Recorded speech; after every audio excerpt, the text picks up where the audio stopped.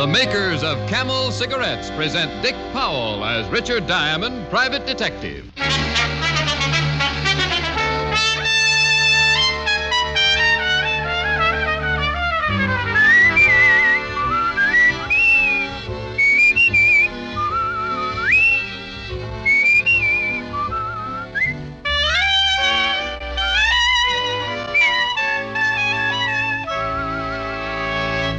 What cigarette do doctors themselves smoke? In a nationwide survey a few years ago, 113,597 doctors in every branch of medicine were asked, What cigarette do you smoke, Doctor? the brand name most was Camel. Again and again, in repeated surveys, the same preference was shown. Yes, these surveys show that more doctors smoke Camels than any other cigarette. Why don't you smoke Camels, too?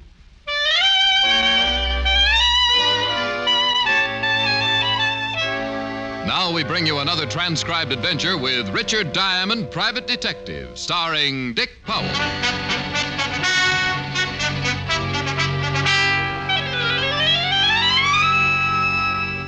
Now, let's see. I play the red 9 on the black 10.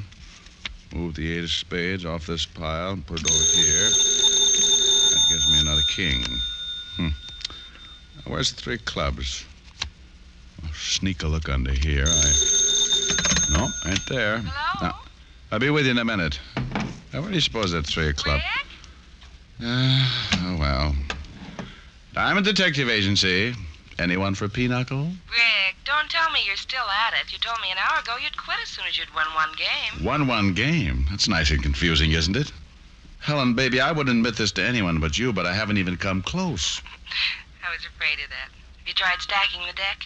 Helen, that's cheating. I know, but have you tried it? Well, just once.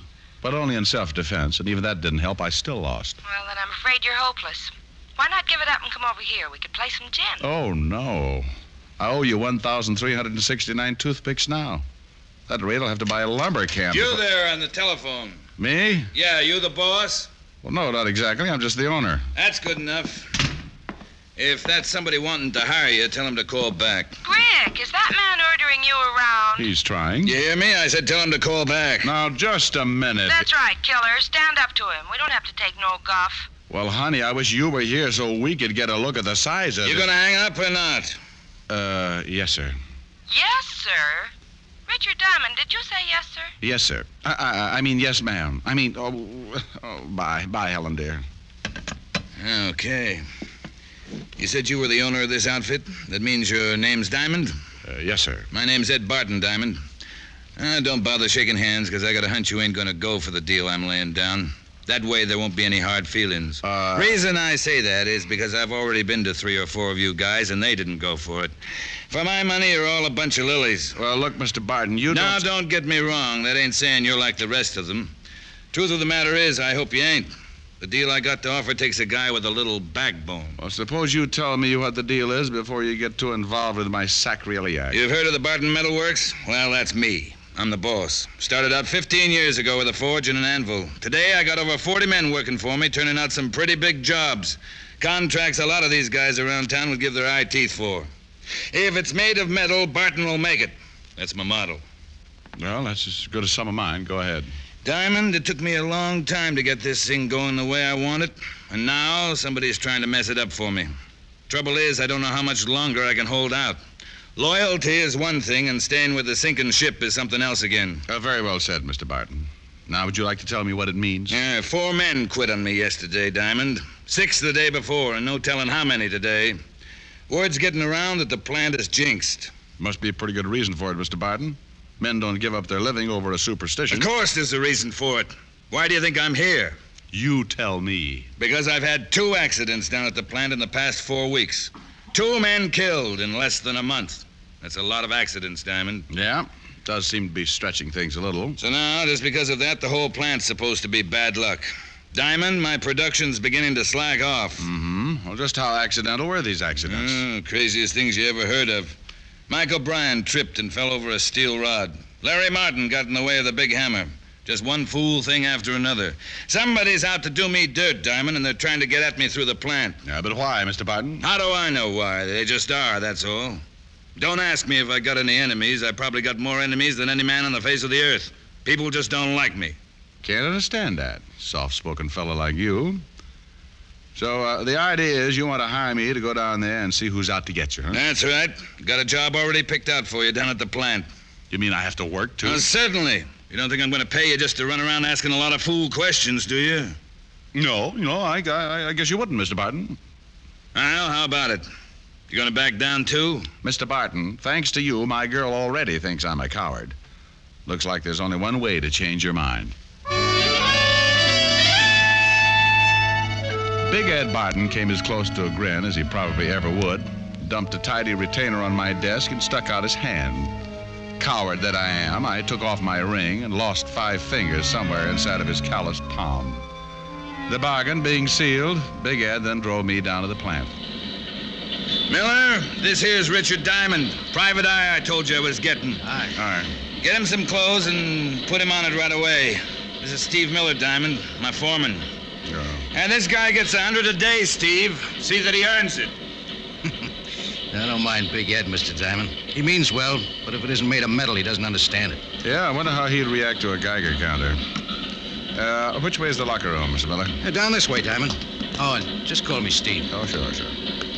A nice little place you got here. Being foreman must keep you pretty busy. Full-time job, all right. I suppose Ed told you what he wants you to do. Yep. Wait for an accident to happen to me. Yeah, that's about the size of it. Whoever's behind this will try to get rid of you right away. Oh, isn't there something else we could talk about? Income tax or the war or something pleasant like that? Sure. Oh, locker room's right in here. Good. Big Ed and I have both gone over the entire personnel looking for a possible suspect. But just about everybody down here has been with us over 5 years. With the plant, that is. Well, Big Ed seems to think he's got a lot of enemies, Steve. Oh, it's just his way, Diamond. Ed hasn't any more enemies than the next fella. Oh, here's some stuff that ought to fit you. Oh, thanks.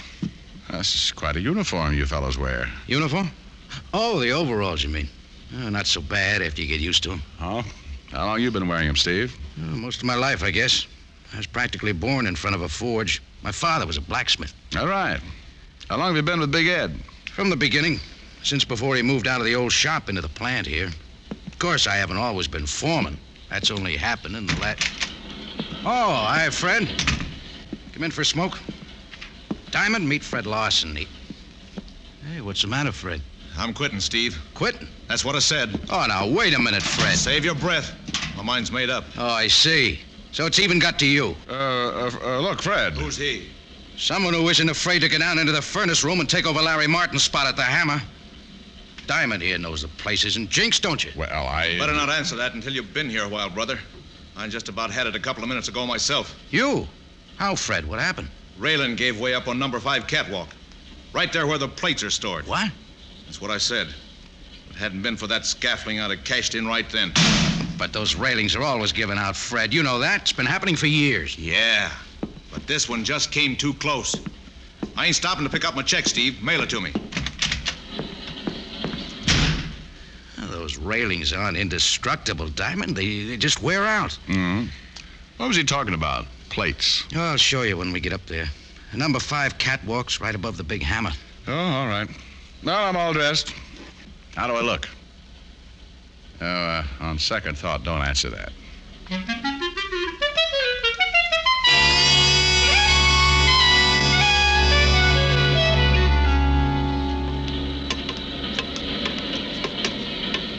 Oh, here's the place Fred was talking about, Diamond.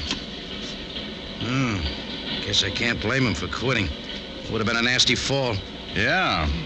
Hey, what's this stuff under the catwalk, Steve? Oh, those are the plates. They're too heavy to lug back and forth, so we just store them up here on the scaffolding. Oh, I see. You mean I'm going to work down there under these things? That's where Big Ed told me to put you, Diamond. He's the boss. Yeah, I guess that's right. If I ever forget it, I guess he'll come around and remind me. Well, that hammer's a pretty big piece of equipment, isn't it? Sure is. But the work you'll do isn't hard. The plates come out of the furnace hot. It's your job to flatten them out. All you have to do is flip a switch on the hammer and roll the plates. Roll the plates? Well, Well, after that climb, I may not even be able to flip the switch. Otto! Yes, Stevie? That's Otto Schmidt. He'll handle the furnace for you. Well, looks like he can handle the whole factory. Hello, Stevie. Is the fellow going to take Larry's place? That's right, Otto. Rick Diamond, Otto Schmidt. Oh, yeah, Otto. Hello. He's a new man, Otto. Never worked in a shop before. Yeah, I see that. Well, don't worry. I take care of him. Just how do you mean that? Now, take it easy, Otto. Production isn't as important as safety right now. Remember that. Yeah, I remember, Stevie. Now, you'll be working all alone down here, Diamond. Just you and Otto. Swell. The main thing is to keep your eyes open. Yeah, that's right. All right, Otto. You can take over now. Yeah, I take over now.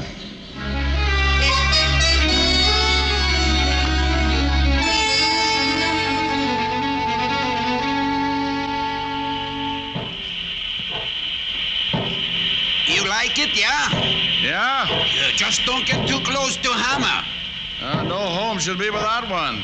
It's great for straightening nails, pounding out meat. Yeah, maybe pound out home, too. You think maybe you stay? Sure. Why not, Otto?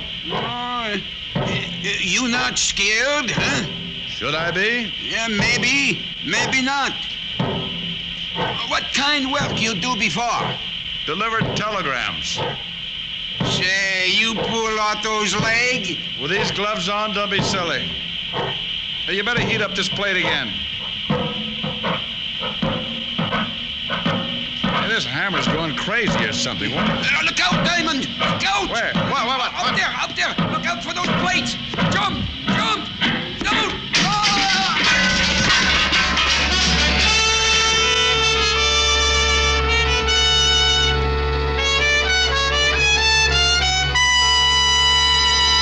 Before we continue with Richard Diamond, here are a few words about smoking enjoyment.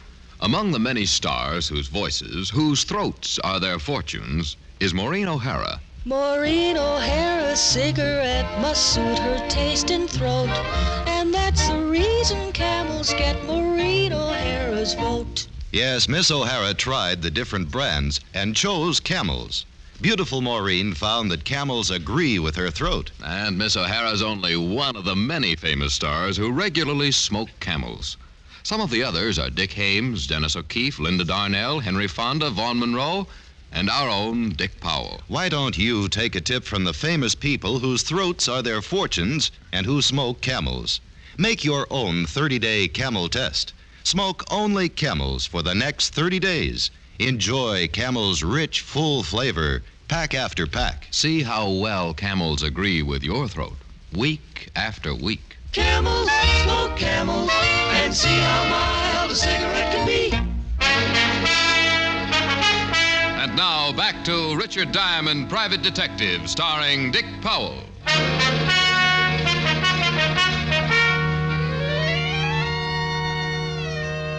Well, Big Ed Barton had another accident on his hands. Otto Schmidt. They carried him out of the furnace room in bad shape, but alive. I went up to have a look at number 5 catwalk. And it took me about 20 minutes up there to decide that it hadn't been any more accidental than my working for Big Ed. Oh, come on in, Diamond. I'll need your signature on this accident report. You know, Steve, I don't think it was an accident. That scaffolding didn't come loose all by itself. Yeah, but I've still got to make out the report. Well, have a chair. I'll have this finished in a minute. Okay, thanks. You handle the paperwork too, Steve? Yeah, most of it. Anything concerning the plant itself usually falls in my lap. Ed doesn't care much for office work. Well, I guess he would look a little out of character to that. And incidentally, how come that railing on number 5 catwalk hasn't been fixed yet? Seems to me if Fred Larson quit on account of it. Whose department is that, anyway? I reported it to Big Ed as soon as I could. Oh? Well, where's Ed now? Home, I guess. Want me to call and see if he's there? No, that's all right. I think I'll just run over and surprise him. What's the address? 105 East Parkview. Big mansion. You can't miss it. 105 East Parkview, right. I'll sign that report when I get back, Steve.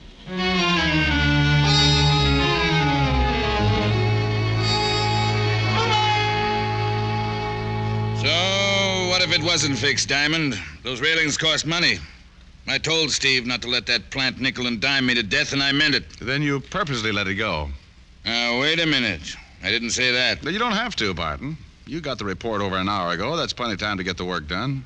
Who told you I got the report, Diamond? What difference does it make? You're responsible for the repairs, aren't you? That's right. But don't think you're going to jump all over me, Diamond. Matter of fact, I didn't even know the railing was down until you told me just now. Anyway, I don't see what this has to do with what happened to Otto Schmidt. You don't, huh?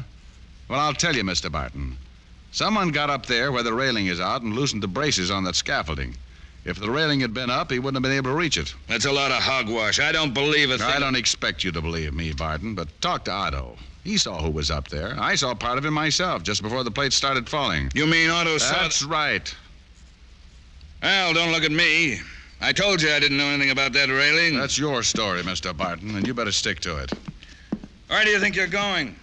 I didn't say I was finished with you yet. No, and I'm not finished with you, Barton. As soon as I've had a talk with Otto, I'm going to take off these overalls and get back into my own clothes, and then you can You mean you're quitting? Walking out? That's right. Now, don't worry. I'm going to find out who's behind this, but I'm going to do it on my own. In case you haven't gotten the idea, Big Ed, I don't like working for you.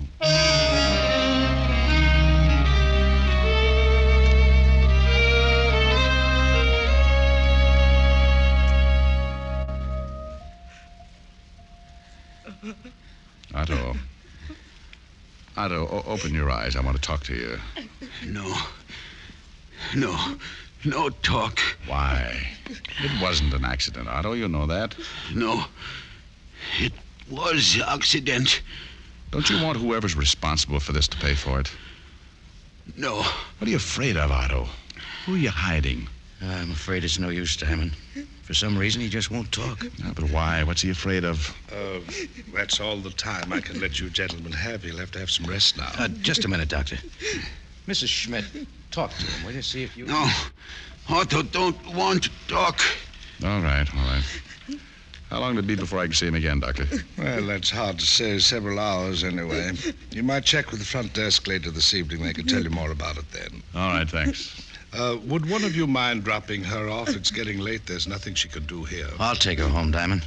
You probably feel like a shower and a change of clothes anyway. Thanks, Steve. But I've still got some work to do. I dropped by the Barton Metalworks to get my clothes out of the locker room, but the night watchman wouldn't let me in without a pass. Too tired to argue with him, I hopped a cab to my apartment for a change of clothes.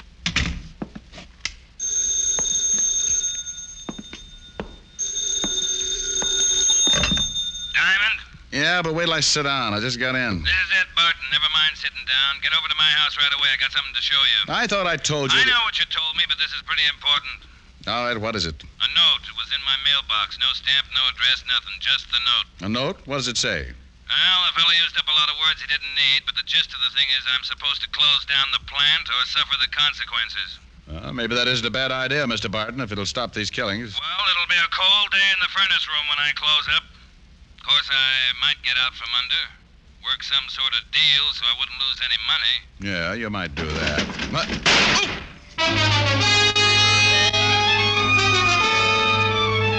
Whoever it was had been waiting out on the fire escape. The bullet thudded into the back of my best chair, and I got on behind it, wondering which drawer I'd left my gun in this time. After a while, when nothing happened, I sneaked a look around the arm of the chair. Diamond, what's all the noise? There was no one there. What's all the noise, Diamond? And then I realized Big Ed Barton was still talking. Hear me, Diamond? Speak up. What's going on over there anyway? What do you think?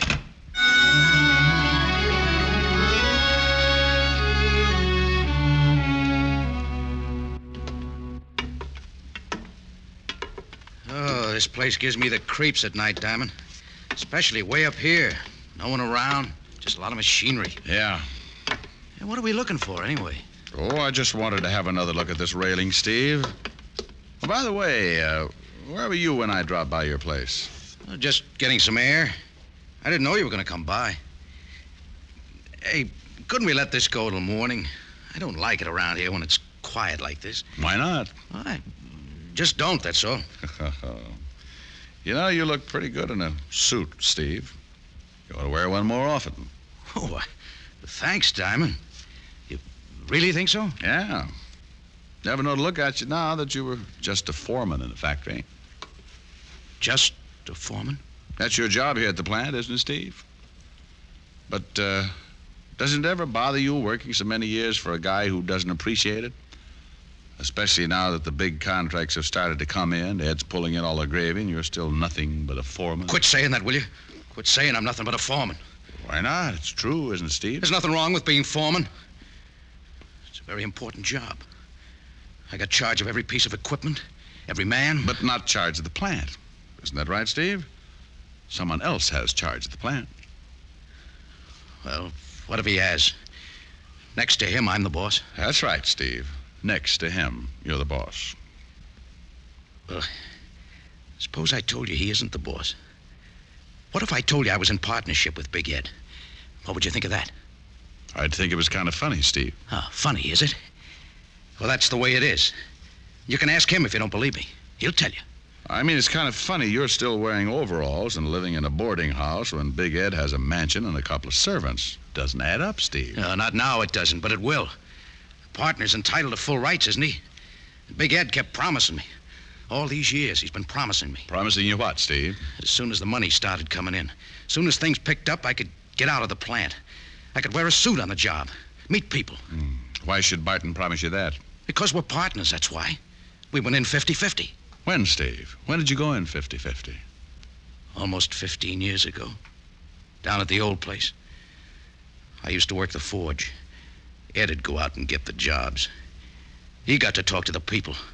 All I ever got to do was handle the forge. I think I understand, Steve. And then because he got the jobs, he thought he was entitled to more than I was. He said it was all his doing. I was just working for him. He put me on a salary. Made me work in the plant. Well, what do you hope to get out of all this? Hating Big Ed is all right, Steve, but if he closes up the plant, you'd be out of a job. But I won't be out of a job. I'll be in charge then. I'm a partner, ain't I? All right, Steve, we can go back down now. Down? Down where? Where are you taking me? Downtown, to talk to some people. You mean the police? That's right. And Steve, just in case you've still got that gun, I think it's only fair to tell you that this time I've got one, too.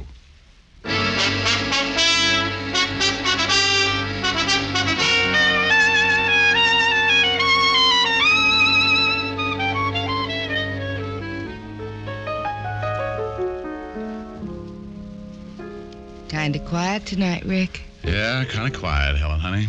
Is it because you owe me 1,369 toothpicks? Well, that could have something to do with it. Then I'll get the cards and give you a chance to even the score. Are you kidding? We'll be here for 6 months. What's wrong with that? Come to think of it, nothing. Well, then leave us get the show on the road. While you sing me a song, I'll set up the card table. Oh, Helen, you are just too good to me. Ain't it the truth? Fella comes home from the office, he's tired, needs comforting, and there you are. I just don't deserve someone like you. Wait a minute. You're reading the wrong part. Oh. Maybe you'd just better sing, huh? Yeah, maybe I better. I cried for you.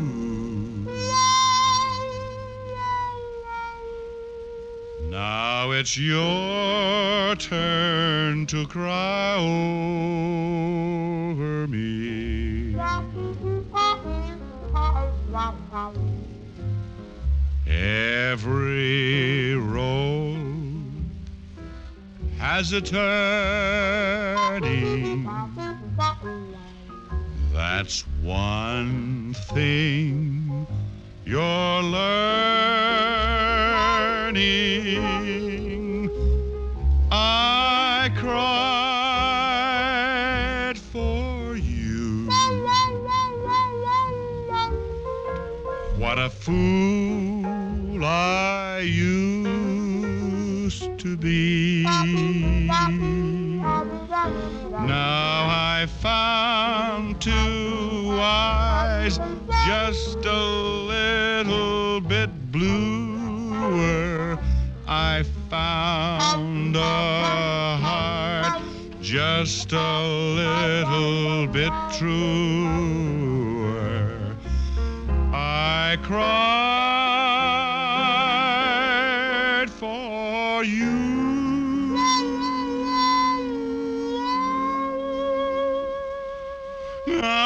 it's your turn to cry over me.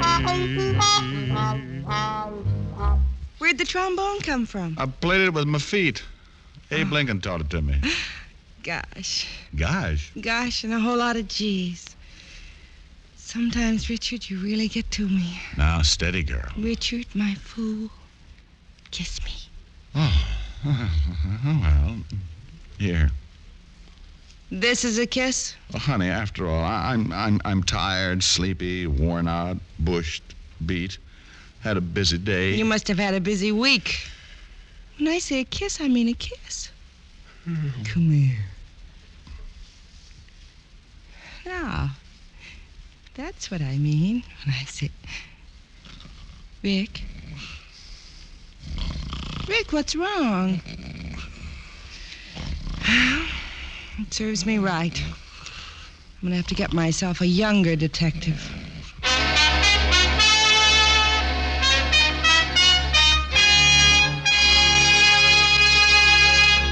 Dick Powell will return in just a moment. No other cigarette has Camel's rich, full flavor and cool mildness. That's because Camel's costly tobaccos are properly aged and expertly blended for flavor and mildness, for true smoking enjoyment. Yes, and it's one of the reasons why Camel is America's most popular cigarette, by billions of cigarettes per year. Are you smoking the cigarette that's enjoyed most in America? If not, start your own 30-day Camel test tonight. It's a sensible test of cigarette mildness, based on steady smoking. Here's all you do. Smoke only Camels for the next 30 days. You'll soon see how rich, how flavorful a cigarette can be, and you'll discover why Camel is America's most popular cigarette. How mild, how mild, how mild can a cigarette be? Make the Camel 30-day test and you'll see. Smoke Camels and see. Here's Dick Powell with a special message. Thank you. Ladies and gentlemen, to help bring pleasure to hospitalized veterans and members of our armed forces, the makers of Camel cigarettes send thousands of packs of Camels to veterans and military hospitals every week. This week's gift Camels are on their way to Veterans Hospitals Dwight, Illinois, and Whipple, Arizona. Rapid City Air Force Hospital, Rapid City, South Dakota, and to all hospitals operated by the Far East Command of the U.S. Army. Now, until next week, enjoy Camels. I always do.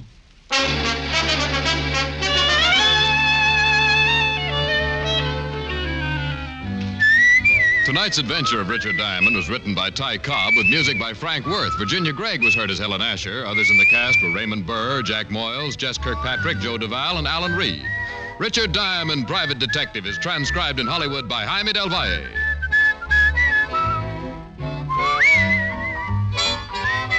Be sure to listen to another great Camel show, Vaughn Monroe and the Camel Caravan, every Saturday night. Many millions of Americans enjoy cigarettes regularly. One thing about cigarettes that many smokers may not realize is that more than half the money we pay for our smokes goes for taxes. Yes, that's right. 8 cents of the price of every pack we buy goes to the federal government, and 3 or 4 cents more in most states goes for state or city cigarette taxes. So that actually means that better than half the price you pay for cigarettes goes for tax.